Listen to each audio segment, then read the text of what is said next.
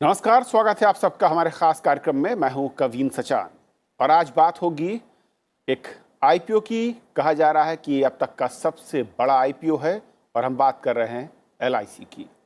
LIC यूं तो सरकारी कंपनी और सरकार उसमें अपनी 3.5% की हिस्सेदारी आईपीओ के जरिए अब बेचने जा रही है, जिसका वैल्यूएशन यानी कि जो वैल्यू है वो करीब 21,000 करोड़ रुपए की बताई जाती है। और ये वैल्यूएशन पहले 12 से 13 लाख करोड़ रुपए आंका गया था, लेकिन जो इंटरनेशनल सिनेरियो इस वक्त है और मार्केट में जिस तरीके से अप एंड डाउन है, उसके बाद इसकी ग्लोबल इकोनॉमिक फैक्टर्स का इम्पैक्ट इस पर हुआ और इसका वैल्यूएशन जो है वो 6 लाख करोड़ रुपए कर दिया गया 12 लाख करोड़ से। और अलॉटमेंट होगा, इशू आएगा, ये सब बातचीत करेंगे और 4 तारीख से 9 तारीख के बीच में ये आईपीओ खुलेगा। लेकिन आईपीओ के बहाने चर्चा करेंगे एलआईसी की हिस्सेदारी को बाजार में उतारने की, उसके इम्पैक्ट की, और इसका इम्पैक्ट कहाँ कहाँ पर होगा, इकोनॉमी पर क्या होगा, शेयर बाजार पर क्या होगा, इंडिविजुअल जो एलआईसी के एक ट्रस्ट वैल्यू है उस पर क्या होगा, और इसे समझेंगे अपने 3 बेहद खास मेहमानों के जरिए। हमारे साथ विजय भूषण जी हैं जो कि पूर्व अध्यक्ष association of national exchange members of India. Sir, बहुत बहुत स्वागत आपका। हमारे साथ डॉक्टर चरण सिंह जी हैं जो कि आर्थिक मामलों के जानकार हैं और फॉर्मर चेयरमैन हैं Punjab and Sind Bank. Sir, स्वागत है। और हमारे साथ शुभमय भट्टाचार्य जी हैं जो कि कंसल्टिंग एडिटर हैं द बिजनेस स्टैंडर्ड। सर, आपका भी बहुत बहुत स्वागत है। शुरुआत मैं करना चाहूँगा डॉक्टर चरण सिंह जी आपसे सर, कि आईपीओ की बात हो रही है और ऐसे में एलआईसी, सबसे पहले तो एलआईसी की अगर हिस्सेदारी को मैं समझना चाहूँ आम दर्शक के नज़रिए से, ये करीब 3.5% की हिस्सेदारी जिसको आईपीओ के जरिए सरकार जिससे बाहर आएगी, और इसका जो कुल रकम हो करीब 21,000 करोड़ रुपए। इसे आप कैसे देखते हैं एक कंपनी के लिए, उस कंपनी के लिए जो कि कई दशकों से लगातार एक ट्रस्ट एक के तौर पर जिसने अपनी ब्रांडिंग की है, और उसका अब शेयर बाजार में उतरना बहुत बड़ी बात है हमारे भारत के लिए और हमारे शेयर मार्केट के लिए। आपने खुद ही कहा कि सबसे बड़ा आईपीओ आ रहा है अभी तक का।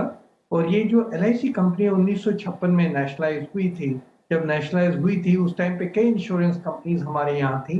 245 कंपनियों को मेल करके ये एलआईसी बनी थी, और मेल कारण ये था काफी कंपनियां फेल हो रही थी। तो करीब 154 इंडियन कंपनीज थी इंश्योरेंस की, 16 फॉरेन कंपनीज थी, 75 प्रोविडेंट फंड्स थे।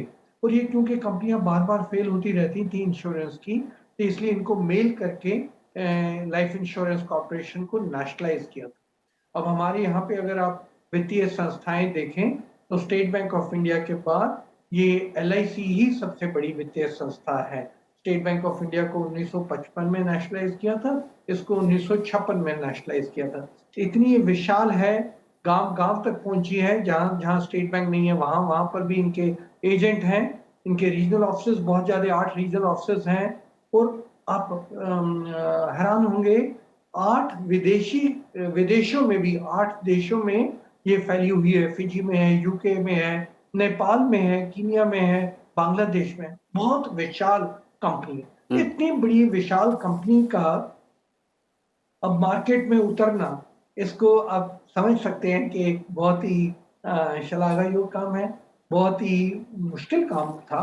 कितने 2 वर्षों से सरकार प्रयत्न कर रही थी कि इसको मार्केट में उतारा जाए, पर क्योंकि इतनी बड़ी कंपनी है और इसकी वैल्यूएशन करना इतना कठिन काम है, और क्योंकि मार्केट सिचुएशन जिस तरीके बदल रही थी विदेश में, और कोविड के कारण और जियोपॉलिटिकल सिचुएशंस के कारण, जब डिसइन्वेस्टमेंट का प्लान हम 2 साल से सोच रहे थे तो समय ठीक नहीं था।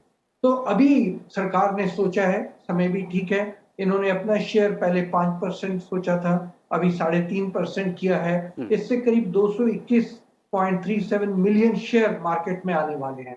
एक बात है, जो आपका प्रश्न है बहुत कीमती प्रश्न है, क्योंकि जिस तरीके उन्होंने इसको पूरा बांटा है, बहुत विचार के साथ उसको बांटा है। करीब 60 मिलियन शेयर एंकर इन्वेस्टर में जाएंगे, जो एम्प्लॉइज हैं उनके लिए अलग रखे हैं 1.58 मिलियन, और जो पॉलिसी होल्डर हैं उनके लिए अलग रखे हैं 22.14, और क्वालिफाइड इंस्टीट्यूशनल इन्वेस्टर्स को 50% दिए हैं, फॉर रिटेल 35% और 15% नॉन इंस्टीट्यूशनल इन्वेस्टर्स को। क्योंकि सब लोग कहते थे कि भारत की इतनी अच्छी कंपनी है, इसको अब अगर आईपीओ में डालेंगे तो कैसे, और इतना इसमें धन है तो सबको कैसे फायदा होगा। तो बहुत विचार के साथ सरकार जिस तरीके का डिस्ट्रीब्यूशन लेके आई है, तो उससे पूरे जैसे बैलेंस्ड डिस्ट्रीब्यूशन कहा जा सकता है। ओके। इससे सरकार ने भी कहा, और मैं भी ये मानता हूं कि क्योंकि हमारे देश की ये इतनी प्रतिष्ठा वाली कंपनी है, सबको इसमें हिस्सा डालने का मौका मिलेगा, और उसमें वेल्थ क्रिएशन भी होने वाली है। जैसी वेल्थ क्रिएशन होगी, जो 3.5% है उनका तो फायदा होगा, पर जो 96.5% पीछे है, जिसको भी नेशनल प्राइवेटाइज नहीं हो रहा है या डिसइन्वेस्टमेंट नहीं हो रहा है, उसको भी वैल्यूएशन का फायदा मिलेगा। ओके तो सर। इसलिए जिस प्रकार से ये पूरी चीज सामने लाई गई है, पूरी प्रयत्न ये किया गया है कि सबको देश में फायदा हो। ओके। विजय भूषण जी, दो मेरे सवाल हैं। पहला जो टाइमिंग को लेकर, जिसका थोड़ा सा जिक्र चरण सिंह सर ने किया है, डिले किया गया। हालांकि इस वक्त कुछ लोग या कुछ एक्सपर्ट, आप बेहतर समझा पाएंगे, ये कहते हैं कि अभी भी जो मार्केट सिचुएशन इस वक्त इंटरनेशनल जो सिनारियो है, यूक्रेन और रूस के वॉर के चलते उतना मुफीद या उतना बेहतर ये टाइमिंग नहीं है। क्या वाकई आपको लगता है कि टाइमिंग बेहतर है, या फिर थोड़ा सा कहीं हम रिस्क लेते हुए नजर आ रहे हैं अगर इस आईपीओ को देखें? और दूसरा, ये जो डिस्ट्रीब्यूशन किया गया है, इसके एलोकेशन को लेकर की शेयरिंग अलग अलग की गई, इतनी ज़्यादा कैटेगरीज में बांटने से क्या फ़ायदे होते हैं? क्या किसी एक के साथ जाने से शेयर या आईपीओ के बहुत ज़्यादा हाई पे उसके बाद डाउन के चांसेस ज़्यादा रहते हैं, जब कैटेगरीज में अलग अलग हम रखते हैं तो उसके चांसेस कम हो जाते हैं? देखिए, टाइमिंग मार्केट के लिए बहुत जरूरी है, और गवर्नमेंट ने जब मार्केट गिरा था उस समय गवर्नमेंट ने बहुत अच्छा निर्णय लिया कि अभी हम आईपीओ नहीं लाएंगे। और अब जो समय है, आप ठीक कह रहे हैं कि रूस और यूक्रेन की और अभी भी चल रही है, लेकिन आप अगर इंडेक्स देखें तो इंडेक्स 17,100 के ऊपर है, और उस इंडेक्स के हिसाब से टाइमिंग बिल्कुल ठीक है। और मेरे को तो ये लग रहा है कि बहुत अच्छा निवेशकों के लिए मौका है LIC के इशू में जाने का। उनको 5% का डिस्काउंट भी मिल रहा है। तो और हमारे बाजार के लिए, हमारे स्टॉक मार्केट के लिए इतनी बड़ी कंपनी का आना स्टॉक मार्केट के लिए भी अच्छा है, क्योंकि हमारी मार्केट कैपिटलाइजेशन जो अभी हम लोग छठे स्थान पे हैं दुनिया में, शायद इसके बाद हम लोग 5वें स्थान पे आ जाएंगे। तो मार्केट कैपिटलाइजेशन के लिए भी अच्छा है, और मार्केट कैपिटलाइजेशन बढ़ती है तो हमें दुनिया के कई इंडेक्सेस में हम लोग हमारी कंपनीज आती हैं। तो कुल मिला के गवर्नमेंट का ये जो डिसीजन है LIC का, इसका हम बहुत देर से इंतजार कर रहे थे, और अब ये फाइनली आ रहा है 4 तारीख को। तो बहुत उम्मीदें हैं सारे मार्केट को इससे। ओके। किसी भी इशू को जब लाया जाता है, और खासकर मैं अगर बात करूं LIC की, यहाँ पर जो कई सारी कैटेगरीज में एक रिजर्व किया गया कि इतने परसेंटेज एम्प्लॉय को, पॉलिसी होल्डर्स को, फिर इसके बाद ओपन जो मार्केट और फिर जो एंकर रिटेलर्स उनके लिए, इसका फायदा या नुकसान क्या होता है आमतौर पर? देखिए, आप जितनी कैटेगरीज 3 कैटेगरीज तो हमेशा होती हैं। इसमें एक फर्क ये है कि पॉलिसी होल्डर्स के लिए 10% का रिजर्वेशन किया गया। एम्प्लॉयज की भी रिजर्वेशन नॉर्मली होती है, तो ये एक यूनिक फीचर है, और इसमें 10% रखा गया है पॉलिसी होल्डर्स का। तो इससे बहुत एक नया सेगमेंट जो शायद मार्केट में नहीं था, वो भी इसके साथ जुड़ना चाहिए। और जो नंबर ऑफ इन्वेस्टर्स है जो वो इससे बढ़ेगा, और ये एक बहुत अच्छा कदम है हमारे स्टॉक मार्केट के। ओके।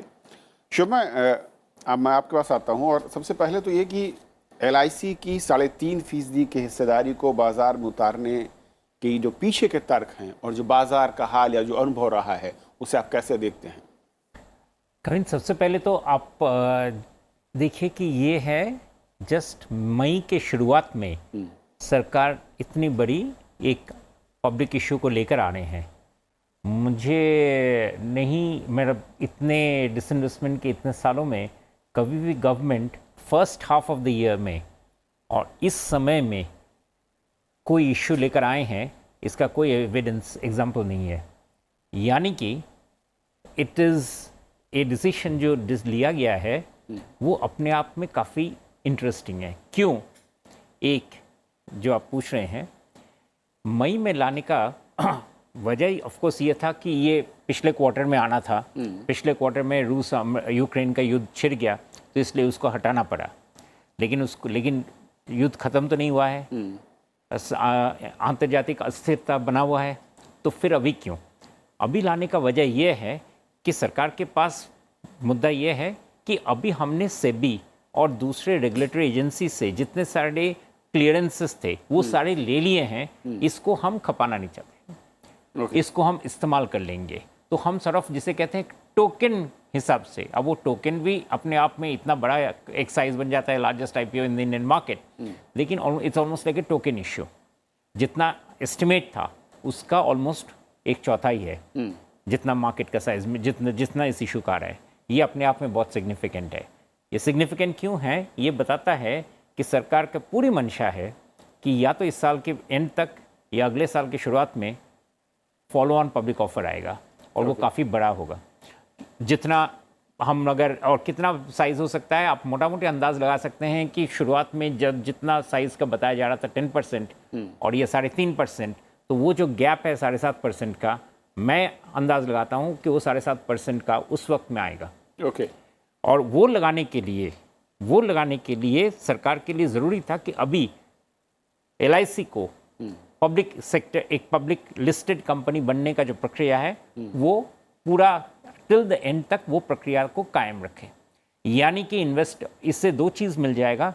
एक कि मार्केट में आ चुके हैं, जो मार्केट में जो नियम वगैरह होते हैं पब्लिक लिस्टेड कंपनी का, वो सारे मिल जाएंगे। दूसरी बात यह है कि इन्वेस्टर्स को ये जो सवाल ये हैं कि क्या इस कंपनी के जो शेयर वैल्यू हैं वो सही हैं, ऊपर है नीचे हैं, इसमें कितना इंटरनल स्ट्रेंथ है, ये सारे जो तर्क हैं उसका इस समय में बहुत सारे उत्तर मिल जाएंगे।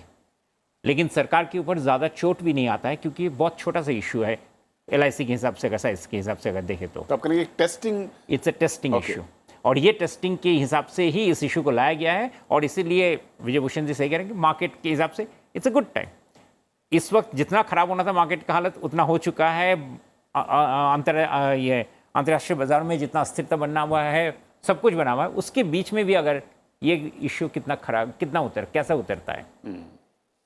विजय भूषण जी, अब सवाल ये कि जो पुराने अनुभव हैं, मैं अगर जो गवर्नमेंट कंपनियां, सरकारी कंपनियां रही हैं, जब भी वो बाजार में उतरी हैं, अगर पिछले 3-4 दशक में आप समझा पाएँ, कुछ लोग ये कहते हैं और आंकड़े दिखाते हैं कि बहुत अच्छा अनुभव नहीं रहा है। हालांकि LIC उसमें अपवाद हो सकता है, हम संभावनाओं की बात करें, भविष्य में क्या होगा ये अलग बात जब IPO खुलेगा, लेकिन सरकारी कंपनियों का परफॉर्मेंस एक IPO के तौर पर जब वो उतरती हैं बाजार में, तो उनका क्या अनुभव रहा है और किस तरीके के चैलेंजेस रहे हैं जो कि अलग नजर आएंगे LIC के मामले में या उसे अलग खड़ा करते हैं?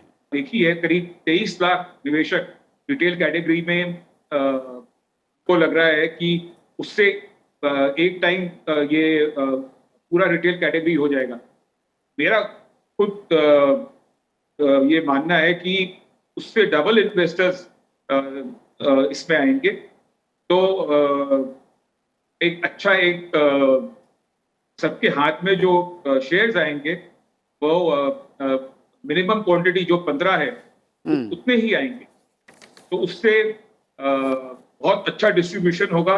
और मैं सोच रहा हूँ कि लिस्टिंग इसकी अच्छी होगी, और फॉलो ऑन पब्लिक ऑफर में तो अगर एक्सपीरियंस ठीक नहीं हुआ तो फॉलो ऑन पब्लिक ऑफर आ भी नहीं सकता। ओके, चरण सिंह सर, दो चीज़ें, एक तो जो बात हम कर रहे हैं कि किस तरीके से, जिसका शुभमन थोड़ा जिक्र किया कि जो वैल्यूएशन है वो पहले वही 12 से 13 लाख करोड़ रुपए के आसपास आंकी गई थी, इसके बाद इसको 21,000 करोड़ किया गया, 3.5% के आसपास। वैल्यूएशन कम करने के पीछे कोई स्ट्रेटेजिक रीज़न आपको लगता है? मार्केट की टाइमिंग, या फिर जो इंटरनेशनल इस वक्त हालात हैं वो, या फिर जो एक टेस्टिंग के तौर पर इसे उतारा जाए और उसके बाद आगे जाया जाए जिसका इम्पैक्ट फाइनेंशियली सरकार के पास ज़्यादा सेफ हो? मैं दो बातें पिछले विश्लेषण में क्लैरिफाई करना चाहूंगा। जी। पहली तो ये कि सरकार ने बार बार कहा है कि वो एफपीओ लेके नहीं आई, ओके। तो उन्होंने क्लैरिफाई कर दिया है। ईपम के सेक्रेटरी ने अपनी जो प्रेस कॉन्फ्रेंस चल रही थी उसमें भी कहा, और अगर आप देखेंगे तो बाद में भी क्लैरिफिकेशन आया है कि एफपीओ नहीं आया। एफपीओ का मतलब ये होता है कि जैसे सरकार टेस्ट करना चाह रही है तो लोग भी टेस्ट करना चाहते हैं, तो उससे आईपीओ पे फर्क पड़ता है। तो ये कहने से कि अगर अभी एफपीओ नहीं आएगा तो जितने लोगों ने उसमें पैसा डालना है वो अभी पूरे उत्साह के साथ डालेंगे, ना कि वो वेट करेंगे। तो वो अच्छी चीज है, सरकार ने वो क्लैरिफिकेशन दी है। आपने एक सवाल और भी पूछा था कि इतना डाइवर्सिफाइड पोर्टफोलियो कहना और इतना बांट बांट के देने का क्या फायदा है।